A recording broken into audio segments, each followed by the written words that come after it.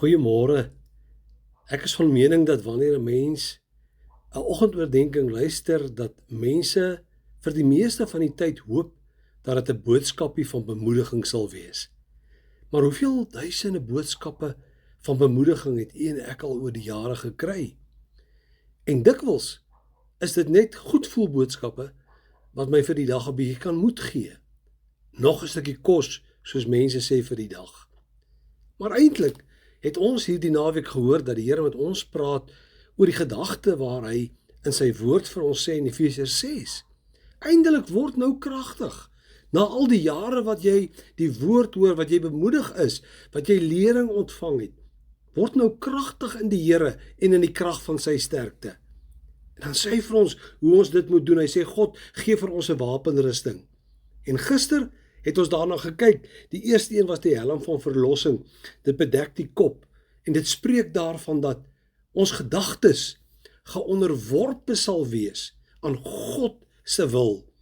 Dat ons gedagtes deur hom nuut gemaak sal wees, sodat ons anders sal dink oor dinge en dat ons gedagtes ons nie lei na verkeerde plekke en verkeerde dinge wat ons doen in ons lewe nie.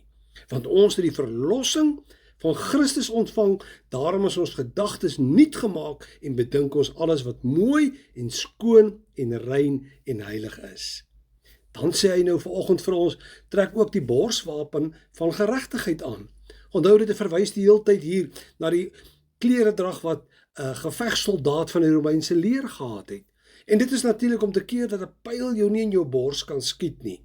Nou die borswapen van geregtigheid beteken eintlik maar net dat ek in 'n goeie en regte verhouding met die Here en met ander lewe. Ons lees in 2 Korintiërs 5 vers 1, want God het Jesus, wat geen sonde geken het nie, vir ons sonde gemaak, sodat ons kan word die geregtigheid van God in hom. Dit sê met ander woorde vir my, wie is ek in die Here?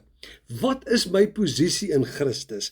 Ek staan in 'n regte verhouding met die Here en ek weet my naam is geskryf in die boek van die lewe en ek kan die Here dien omdat ek die borswapen van geregtigheid aan het.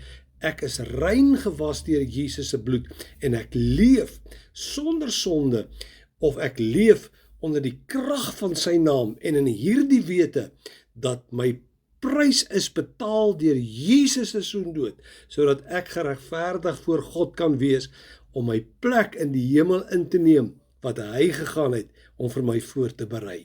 Mag jy dan die helm van verlossing, jou gedagtes op God gefokus, reg hê, en mag jy vandag leef met hierdie borswapen van geregtigheid wat vir jou sê, ek is kind van God, ek behoort aan die Here, ek mag dalk nie so voel nie, maar ek is God se kind, want Jesus het my in die regte verhouding met my Vader gebring. 'n geseënde dag vir jou.